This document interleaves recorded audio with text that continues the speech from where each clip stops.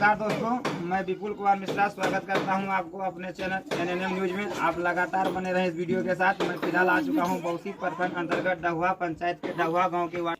मैं यहां पर उपस्थित हूं। यहां से ग्रामीणों से क्या क्या समस्या है, ग्रामीण कैसे अपने जीवन यापन करते हैं, इन सभी बातों को लेकर मैं आपसे ग्रामीणों को बातचीत कराऊंगा और आप बने रहे लगातार इस वीडियो के साथ।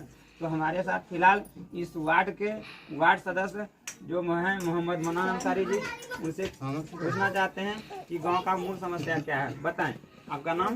मोहम्मद मनान अंसारी है। 7 नंबर वार्ड की मेरी पत्नी वार्ड है, इसमें मैं पत्नी हूँ। और मेरा कहना है कि मेरे वार्ड में आज से पहले कभी भी बिजली नहीं दिखी। जब से बिजली वार्ड में बिजली का पोल नहीं है और इसके कारण हम लोग बहुत ज़्यादा प्रभावित हैं बिजली में। और दूसरा बात, एक बच्चा बुतरू पढ़ नहीं सकता, बिजली नहीं रहता, इसके कारण पढ़ता नहीं है। और ये जो है गरीब तबका का वार्ड है जी। और इसमें से ये सब देखिए घर, इन लोगों का सूची में नाम नहीं है, इन लोगों को नाम आना चाहिए। तो शायद बिजली विभाग के जो उच्च अधिकारी होंगे और जो इस विभाग के मंत्री होंगे, शायद यह वीडियो उन तक अगर पहुंच जाए तो उन पर ध्यान देंगे कि आज आज़ादी के 75वें वर्ष हम मना रहे हैं, अमृत महोत्सव मना रहे हैं, 77वें वर्ष में हैं। और इस गांव में आज़ादी के इतने दिन बाद अगर बिजली नहीं है तो बिजली के कारण आज कितना काम रुका रहता है। अगर रोटी भी बनाना है तो अभी इंडक्शन कुकर पे बनता है।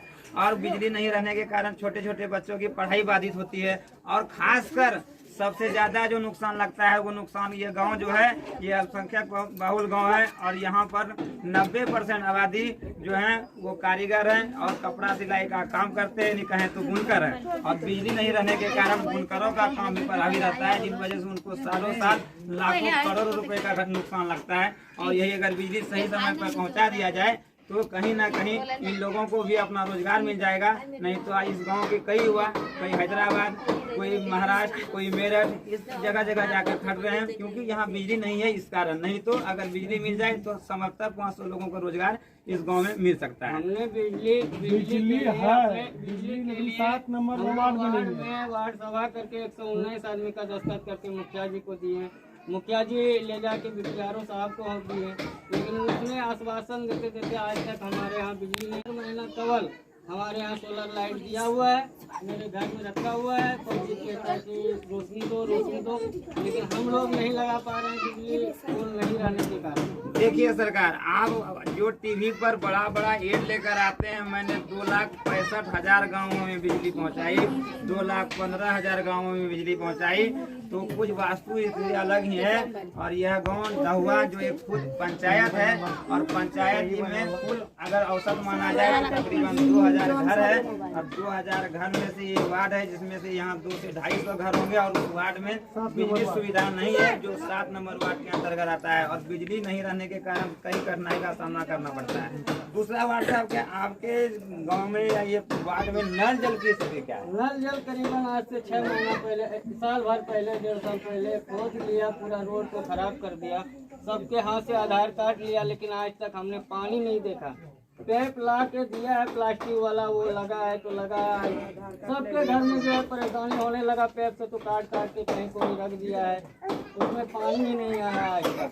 हम वार्ड हैं, हम ऑपरेटर को कहते हैं कि पानी दीजिए, पानी नहीं देता है। तो कभी यहाँ रहता है, कभी बाहर रहता है। हमारे वार्ड का नल जल में हम कहाँ जाके, मैंने डीएम साहब को जांच में आया था प्रखंड में, उसके हाथ में हमने कागज दिया, लेकिन मेरा कोई काम आज तक नहीं हुआ। जी देखिए, यहाँ पर राज्य सरकार से कहना चाहूँगा, क्योंकि आपका वादा था हर घर नल का जल, और यह स्लोगन आपका कहीं ना कहीं अधूरा है, क्योंकि यहाँ पर हर घर नल का जल नहीं पहुँच चुका है। और मैं खासकर कैमरामैन से कहना चाहूँगा, आप आकर थोड़ा इस नल जल को दिखाएं और नल जल की स्थिति को दिखाएं कि यहाँ की वास्तविक नल जल की स्थिति क्या है। आप देख पा रहे होंगे नल जल की स्थिति क्या है, और इससे हकीकत भी आपको पता चलता होगा कि किस तरह यहाँ के लोगों को नल जल के नाम पर बुड़बक बनाया गया है और उन्हें पानी पीने के लिए परेशान किया जा रहा है। चलिए फिर आज तो व्हाट्सएप यहाँ के जनता या ग्रामीण फिर पानी पीने के लिए कहाँ से लाते हो? ये तो अपना दूसरे के यहाँ से, जिसके यहाँ चापाकल है, मांग के पीता है, कभी उसके यहाँ जाता है। इस तरह से हमारी होता है पानी सर तो पानी सूख गया, बहुत परेशानी, बहुत ज्यादा परेशानी हुआ है। परेशानी में है। चलिए देखिए, आज़ादी के इतने वर्ष के बाद लोग अगर पानी के लिए कहीं ना कहीं परेशान हो रहे हैं तो यह दुखद है। और कैसे हम विश्व गुरु बनेंगे यह हमें समझ में नहीं आ रहा है, क्योंकि अगर अभी भी हमारे देश में या हमारे समाज में लोग पानी के लिए परेशान हैं तो कहीं ना कहीं यह दुखद है। बाकी वार्ड साहब, आपसे अगला एक सवाल होगा, क्या आपके गाँव में कोई स्वास्थ्य केंद्र है? नहीं है सर, नहीं है। इलाज के लिए कहीं भी अगर रात में 12 बजे कोई बच्चा बीमार पड़ जाए तो फिर उस बच्चे को सुई दिलाने के लिए कहाँ जाना पड़ता है? जाना पड़ता है, 3 किलो 3.5 किलोमीटर दूरी जाना पड़ता है, 4 किलोमीटर। अब बहुत सरकारी ज्यादा अस्पताल जाना पड़ता है, फिर इधर है कहाँ? सबसे बड़ा परेशानी तो गांव से निकलने में हम लोगों को हो जाता है। बिजली न रहने के कारण बूढ़ा आदमी गिर जाता है। रोड अभी जो है कुछ नाला बना है तो उसमें कीचड़ नहीं हुआ है, आदमी को बहुत ज्यादा परेशानी है। और ये सब देखिए, सबसे पहले किस्सा हम जब वार्ड बने थे मेरी पत्नी, तो हम उसका कारोबार करते हैं, जो भी काम रहता है हमने करते हैं। तो इसका हमको वार्ड सभा वहाँ पे आम सभा हुआ था, उसमें हमने उसको लेके गए, इसका घर होना चाहिए, पूरा गांव वाला बोला।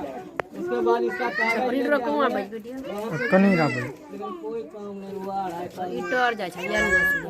2.5 साल इन लोगों को कागज लेके जाते हैं तो वहाँ दलाल का काम होता है। यानी कि जिस तरह वार्ड साहब के पति बता रहे हैं कि वो स्वास्थ्य केंद्र के लिए इन्होंने कई जगह आवेदन दिया मगर अब तक आवेदन नहीं मिल पाया है। तो यह डबल इंजन सरकार, टीवी में बार बार सुनने को मिलता है कि फिर से बिहार में डबल इंजन की सरकार आ गई और डबल इंजन की सरकार पर और यहाँ के कुछ अधिकारियों पर एक जोरदार तमाचा है। खुद डौहा एक पंचायत है और पंचायत की खुद डौहा गांव की अगर आबादी आप माने तो 10,000 से अधिक होगा और घर कहें तो 2,000 से अधिक होगा। और उस गांव में अगर एक स्वास्थ्य केंद्र नहीं है तो इसमें कहीं ना कहीं सरकार के उच्च अधिकारी और सरकार ही दोषी है। आप किसी दूसरे को दोषी नहीं ठहरा सकते और इनके दुख दर्द को कहीं ना कहीं आप नहीं समझते हैं। इसी कारण से अब तक इन लोगों को मूलभूत आवश्यकताओं से वंचित रखा गया है। तीसरा, और क्या आपके गांव में आंगनबाड़ी आपके वार्ड में है? हाँ है सर। अच्छा, आंगनबाड़ी से सभी तरह का लाभ मिलता है? हम लोग को कहाँ बच्चा लोग से जयबो न करता है, जाता है तो वहाँ देखते हैं कि एकदम देखभाल उतना होता है। हाँ, बच्चा तो सबसे पहले 60 तो है, 40 तो है, जो भी है उसके केंद्र में, तो उसमें जो है देख रेख सही से नहीं होता है। चलिए, तो आंगनबाड़ी जो है मूलतः कहीं ना कहीं 60% 70% फायदा जो महिलाओं को मिलता है आंगनबाड़ी से। इसलिए मैं महिलाओं से बातचीत करता हूं, क्योंकि आंगनबाड़ी के माध्यम से आज महिलाओं को बहुत सारी योजनाओं का लाभ मिलता है। कहें तो जैसे सोयाबीन मिलता है, चावल मिलता है, दाल मिलता है, इन सभी योजनाओं का लाभ मिलता है। तो फिर महिलाओं से ही जानते हैं, क्या आप लोगों को आंगनबाड़ी से इस सभी योजनाओं का लाभ मिल पाता है? क्या आंगनबाड़ी से कोनो लाभ मिल रहा है अभी तक? चावल, दाल, सोयाबीन, गुड़ नहीं मिला, ये कुछ मिला? अच्छा, पहली बार माय बने वाला 5,000 रुपया मिले, जे पहली बार माय बनले 5,000 रुपया मिले, केकरो मिलो जे? बारिश नहीं मिला, जो चीज है चीज नहीं मिला। 5,000 बारिश मिले नहीं। देख पा रहे होंगे हकीकत क्योंकि आंगनबाड़ी में कई तरह का योजनाओं का लाभ दिया जा रहा है ताकि बच्चा विकलांग पैदा ना हो। और अगर एक बच्चा विकलांग पैदा होता है तो वो 60 से 70 वर्ष जिएगा और अगर 60 से 70 वर्ष जिएगा तो कहीं ना कहीं हमारा देश 60 से 70 वर्ष विकलांग होगा। और अगर सरकारी योजनाओं का लाभ इन लोगों तक नहीं मिल पा रहा है तो कहीं ना कहीं यह असर देश में देखने को मिलेगा। और यह यहाँ के दृश्य को देखकर आप अंदाजा लगा सकते हैं कि सरकार सभी योजनाओं को सिर्फ कागज पर ही चलाती है, बाकी गरीबों तक योजना लेकर नहीं आ पाती है, क्योंकि यहाँ का कुछ हकीकत आपके सामने है। बाकी अब बातचीत करते हैं आवास के बारे में। तो पहले सर्वप्रथम यहाँ के वार्ड पति जो है उनसे बातचीत करना चाहते हैं। आवास के स्थिति में आपका वार्ड क्या है? हम जो बने हैं 2-2.5 साल हो गया, अभी तक तो एक भी घर नहीं बना है वार्ड में, नया आवास आया नहीं है। इन लोगों को आवाज दिया जाए।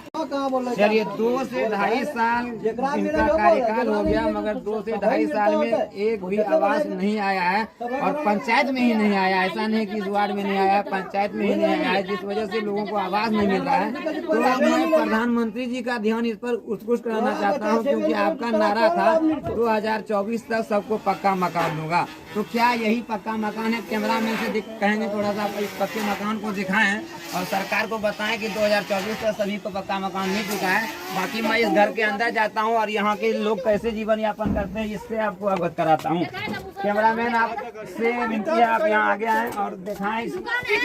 ये घर है और इस घर में 5 परिवार रहते हैं। ये एक घर है और इस घर में 5 परिवार रहते हैं। आप देख पा रहे होंगे इस घर में।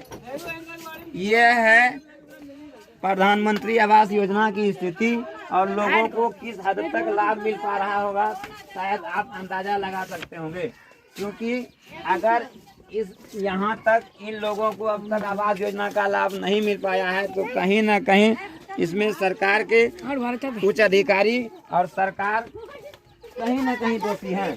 नहीं तो अब तक आज़ादी के अमृत महोत्सव मनाने के बावजूद भी अगर उनको आवाज नहीं मिला है तो यह दुखद है हम सभी के लिए और हम सब समाज के लिए। आप देख पा रहे होंगे यह आवास है। आवास की स्थिति यहाँ पर क्या है?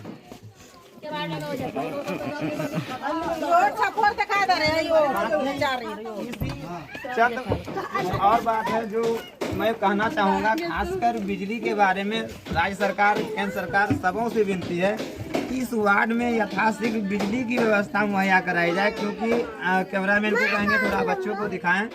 ये छोटे छोटे बच्चों का भविष्य बर्बाद हो रहा है। पढ़ने के लिए लाइट नहीं रहने के कारण शाम में पढ़ नहीं पाता है। इसलिए इन बच्चों को के भविष्य को ध्यान में रखते हुए यथाशीघ्र इस मोहल्ले में 7 नंबर वार्ड में बिजली की स्थिति मुहैया कराई जाए, ताकि यहाँ के ग्रामीणों की समस्या शीघ्र यथाशीघ्र दूर हो सके। बाकी नल जल की स्थिति को सुधारा जाए और सबसे जरूरी और महत्वपूर्ण जो है एक उप स्वास्थ्य केंद्र, क्योंकि 2000 की आबादी वाली घर वाले गांव और 10,000 से ऊपर वाले लोग यहाँ रहते हैं। 10,000 से ऊपर की लगभग आबादी होगी गाँव, और उस आबादी वाले गांव में अगर एक स्वास्थ्य केंद्र नहीं है तो यह कहीं ना कहीं दुर्भाग्य है पंचायत के लिए और पंचायत वासियों के लिए।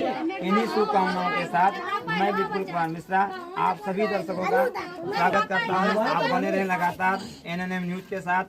फिर मिलते हैं अगले वीडियो में। धन्यवाद।